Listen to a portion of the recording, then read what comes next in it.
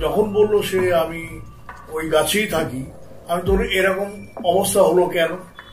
তা বলছে আমার ছেলের সঙ্গে ঝগড়াঝাটি অশান্তি করে আমি লাইনে অসুবিধি আত্মা এবং এগুলো যে এরা পছন্দ করে না তার একমাত্র কারণ গীতাটা যখন হাতে দিলাম তাকে, গীতাটা দেওয়ার পরে না ছুঁড়ে ফেলে দিল গীতাটা, বললোই না।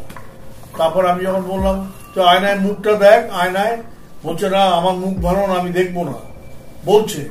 আমরা এরকম পডকাস্ট আরও আনতে চলেছি আপনাদের জন্য।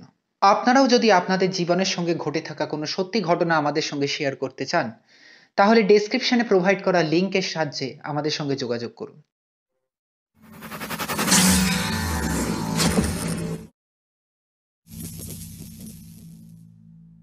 তো স্যার, অনেক প্যারানর্মাল অ্যাক্টিভিটি আপনি ডিল করেন, তো এরকম কোন স্টোরি আছে যেটা আপনি শেয়ার করতে চান আমাদের সঙ্গে?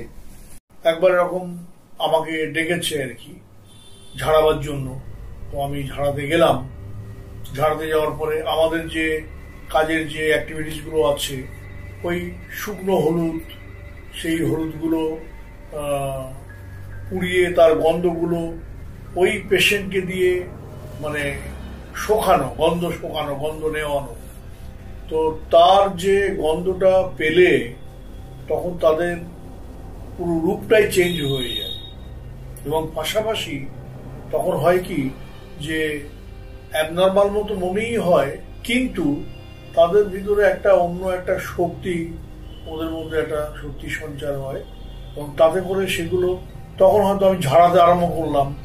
এবার ঝাড়াবার পরে তখন দেখা যাচ্ছে যে সে হয়তো কোনো কিছু বললাম, আমি জিজ্ঞাসা করলাম যে তুই কোত্থেকে এসছিস বা কোত্থেকে ধরেছিস, কেন এসছিস।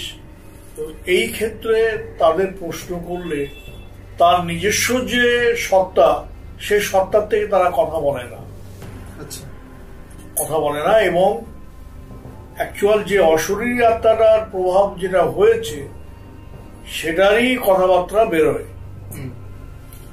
এবারে দেখা গেল কি, আমি যখন গেলাম, আমাকে ডেকেছে, আমি ঝাড়ালাম, তারপর একজন ডাক্তারকে কল করেছে, ডাক্তারও এসছে। ডাক্তার যখন জিজ্ঞাসা করলো তাকে পরীক্ষা করে, কিন্তু কোনো কথা সে বলল না। তারপরে তার বাড়ির যে শাশুড়ি মা ছিলেন, সেই শাশুড়ি মা আমাকে দেখে বলছে, বাবা তোমাকে দেখার পর থেকে বৌমা একটু ঠান্ডা হয়ে গেছে। তাই বললাম যে ঠান্ডা হওয়ার কারণ আছে। তার কারণ হচ্ছে কি, যে যেহেতু আমরা এই গুণিনগিরি করি, একটু ঝাড়ফুঁক করি, এই সমস্ত এদের কাজকর্ম করি, তো সেই কারণেই আমাদের সাধারণভাবে ওরা একটু ভয় পায়। তো এই বলার পরে তখন আমি ওকে জিজ্ঞাসা করলাম যে তুই থাকিস কোথায়। তখন এই কথা বলার পরে বললো আমি লাইন ধারে একটা গাছের মধ্যে থাকি, এই কথা আমাকে বললো। গাছে থাকি, কি গাছে? বললো ওই বড় একটা কৌটো বাদাম গাছ আছে, সেই বাদাম গাছেই থাকি।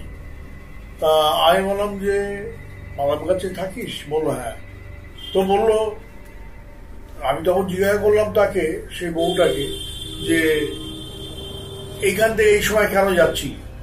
তা বললো আমি আমার স্বামীর সঙ্গে যাচ্ছিলাম, নতুন বিয়ে হয়েছে, দিন 15 বিয়ে হয়েছে। এবার দিন 15 বিয়ে হওয়ার পরে তার স্বামীর সঙ্গে ওই লাইন ধার দিয়ে যাচ্ছিল। আচ্ছা, এরা অরিজিনাল ঘটনা, কিন্তু একদম সত্যি ঘটনা বাবু।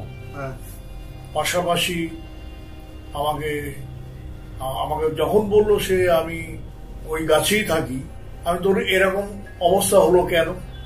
তা বলছে আমার ছেলের সঙ্গে ঝগড়াঝাটি অশান্তি করে আমি লাইনে গলা দিয়েছিলাম। খাওয়া নিয়ে অশান্তি হওয়ার জন্য লাইনে গলা দিয়েছিল, এবং লাইনে গলা দেওয়ার পরে তার ওই আত্মা তখন ওই আশেপাশে ঘুরে বেড়ায়, এবং ওই গাছই হচ্ছে সেলটা। এটা সত্যি ঘটনা, কেউ না দেখলে বিশ্বাস করতে পারবে না।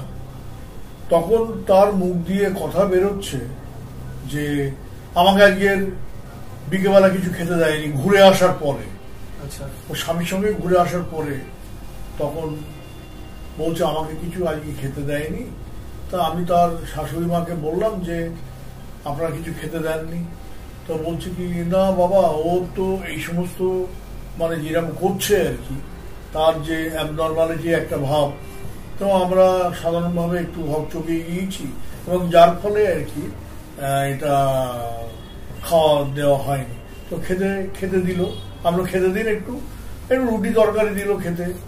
তো রুটি তরকারিগুলো খেয়ে এমনভাবে খেলো, রুটিগুলো না অপোজিট থেকে ছিঁড়ছে রুটিগুলো হাত দিয়ে, অর্ধেকের মানে কোয়ার্টার ভাগ খেলো দুটো রুটির মধ্যে থেকে, খেয়ে নিয়ে আর খেলো না, বলছে আমি বাথরুমে যাব।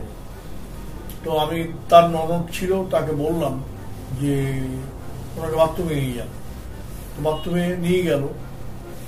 সে তার চলাফেরা বা হাঁটা দেখলে সাধারণ মানুষ এমনি ভয় পেয়ে যাবে। পা গুলো এইভাবে দেওয়া, পা গুলো, আর ভদ্রমের এমনি লম্বা আর কি, লম্বা প্রায় 5 ফুটের কাছাকাছি লম্বা, রোগা। তো হাঁটছে এরকম হাঁটছে ঝুঁকে, যেন মনে হচ্ছে এটা কি একটা যাচ্ছে। বাথরুম থেকে এসে তারপরে সে বলছে আমি চলে যাব। তো আমার মতো 10টা ছেলে তাকে ধরে রাখার ক্ষমতা নেই, এত গায়ে শক্তি, ঠিক আছে বাবু, তো ধরে রাখার ক্ষমতা নেই। আমি তাড়া দিয়ে তাকে বসালাম চেয়ারের মধ্যে, বসিয়ে দিয়ে আমি বললাম যে এখন আজকে আর কিছু কাজ করতে পারবো না, কালকে আমি আসবো। তা আমি 2 দিন, আমি বললাম 3 দিনের মধ্যে ভালো হয়ে যাবে, একদম গ্যারেন্টি। পরদিন যে সকালবেলা পুজো করি তখন, তো পুজো করে গিয়ে ওদের বাড়িতে গিয়েছি, ভদ্রমহিলা বাড়িতে গিয়ে দেখলাম যে আছে, যায়নি, ছাড়েনি। তো যথারীতি তার স্বামী আবার এই জিনিসগুলো বিশ্বাস করে না, যেহেতু সায়েন্সের ছেলে তো বিশ্বাস করে না। তো তার কথাবার্তা শুনে মনে হচ্ছে আমি যেন ভাওতাবাজি দিয়ে চিটিংবাজি করে টাকা নিয়ে আসতে গিয়েছি, এটা ভেবেছে। পরে তার কথাবার্তা শুনে আমি বললাম যে আপনি আমাকে যাই ভাবুন, আমি কিন্তু ওই পথের লোক না। তো আপনারা দরকার হলে এটুকু আপনাদের ভালোর জন্য বা আপনার মিসেসের ভালোর জন্য আমি এটুকু অ্যাডভাইস করছি, আমাকে বাদ দিলে আপনি অন্য কোনো ভালো গুণিনকে দেখান, ডাক্তারের কাছে যাবেন না, কারণ ডাক্তারের কেসে না। আচ্ছা।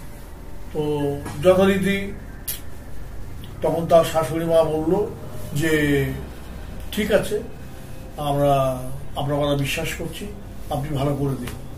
সেই ছিল শুক্রবার। শনিবার দিনকে আমি বললাম একে ঝাড়িয়ে একটা কবচ করে দিতে হবে, মাদুলি কবচ, তাবিজ। এবারে আমি যখন পরদিনকে তার বাড়িতে কবচটা করে নিয়ে গেলাম, তো নিয়ে যাওয়ার পরে তখন দেখা গেল কি আছে, আমাকে দেখেই বলছে আমি চলে যাব বলছে, এবং ঘর ভর্তি মানুষ, আশেপাশে লোকজন তারা জেনেছে, এবং পরবর্তী সময়ে তারা ওই ঘরের মধ্যে এসছে। আসার পরে তখন আমি বললাম ঘরে গীতা আছে আপনার? বয়স্ক ভদ্র মহিলা বললো হ্যাঁ বাবা আছে। আমি গীতা বইটা নিয়ে আসবো, আমার ছোট আয়না যদি থাকে নিয়ে আসো। তো ওই গীতাটা নিয়ে এসে আমি তাদেরকে বললাম দেখবেন একটা মজার ঘটনা, এই যে অশরীরী আত্মা এবং এগুলো যে এরা পছন্দ করে না, তার একমাত্র কারণ গীতাটা যখন হাতে দিলাম তাকে, গীতাটা দেওয়ার পরে না ছুঁড়ে ফেলে দিল গীতাটা, বললোই না। তারপর আমি যখন বললাম তো আয়নায় মুখটা দেখ, আয়নায়, বলছে না আমার মুখ ভালো না, আমি দেখবো না বলছে। কারণ প্র্যাকটিক্যালি সব কাজ আমি করেছি, আমি করি আর কি। তো সেক্ষেত্রে তখন বলছে না আমার মুখ ভালো না, আমার মুখ নেই, আমি দেখবো না, আমি আয়নায় মুখ দেখবো না। তবু আমি হাতে দেওয়ার পরে আয়নাটা ছুঁড়ে ফেলে দিল, আয়নাটা না ভেঙে টুকরো হয়ে গেল, ছোট আয়না। তারপরে আমি আমাকে বলছে যে আমি চলে যাব। ঠিক আছে চলে যাবে। এবারে আমি আবার ঝাড়ালাম, ঝাড়াবার পরে চলে যাবি তো কিছু নিদর্শন তো রাখতে হবে, তুই চলে গেলি, কিরম ভাবে গেলি না গেলি সেটা তো আমাকে প্রমাণ করতে হবে। তো আমি বললাম তারা গাছে ডাল ভাঙ, তো গায়ে শক্তি আছে, প্রচুর শক্তি গায়ে। তা ওরা এবার মুখ চাওয়াচাই করছে, ওর স্বামী ছিল ঘরে। তারপরে দুর্গাপুরে ওই বাপের বাড়ি মেয়েটা, সে বাপের বাড়ির থেকে তার মা এসছে। এবারে ঘর ভর্তি লোক, তারা দেখছে, দেখে থেকে মুখ চাওয়াচাই করছে। গাছের কথা যখনই বললাম গাছে উঠে ডাল ভাঙার জন্য, তা বলছে গাছে, আমরা হ্যাঁ আপনাদের বাগানে যে গাছ আছে আম গাছ, যে ডালটা ভাঙতে বলবো ডালটা ভাঙবে। তখন বলছে যে তাই? আমি হ্যাঁ। বলছে অন্য কোনো উপায়? আমি অন্য উপায় আছে। অন্য উপায় বলতে কি, যে আপনাদের বিয়েতে জলের ঘড়া দিয়েছে, পেতলের ঘড়া? বলো হ্যাঁ দিয়েছে। তো পেতলের ঘড়া, আমরা 1 ঘড়া জল নিয়ে আসো। 1 ঘড়া জল নিয়ে এসছে। নিয়ে আসার পরে এবার যে পেশেন্ট, যাকে অ্যাকচুয়াল অশরীরী আত্মা প্রভাব হয়েছে বা ধরেছে যাকে, তাকে বললাম যে ওই দাঁতে কামড়িয়ে জলটা তুলে নিয়ে বাঁ কাতে গিয়ে পড়বি ওদের বাড়ির এরিয়ার বাইরে। এবার এই কথা বলার পরে বলছে আচ্ছা ঠিক আছে।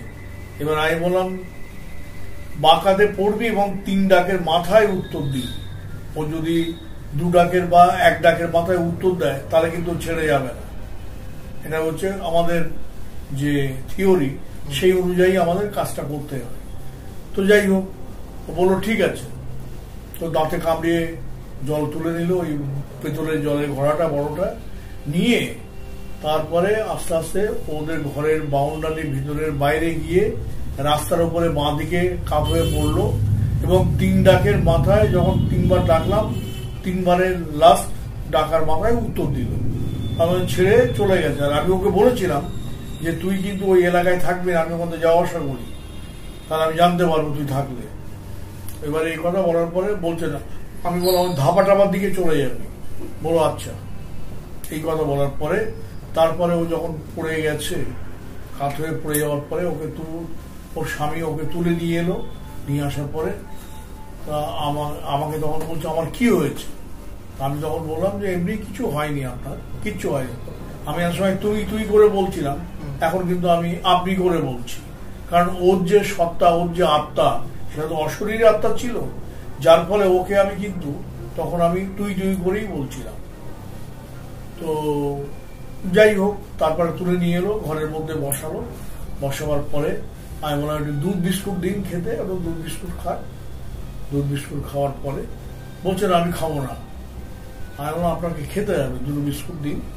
বিস্কুট ওর শাশুড়িকে বললাম। বলার পরে বিস্কুট দুটো নর্মালি খেলো। খাওয়ার পর আরেকবার আমি ঝাড়িয়ে দিলাম। ঝাড়িয়ে দিয়ে ওই যে কবচটা, সেটা পরিয়ে দেওয়ার পরে আজও পর্যন্ত ভালো আছে। ওর যে স্বামী বিশ্বাস করছিল না, এখনো পর্যন্ত আবার হাত জোর করে নমস্কার করে, এখনো পর্যন্ত। তার ছেলে মেয়ে বড় হয়ে গেছে, মেয়ের বিয়ে হয়ে গেছে। বাবু একদম সত্যি ঘটনা, একদম আমার নিজের প্র্যাকটিক্যাল কাজ করা।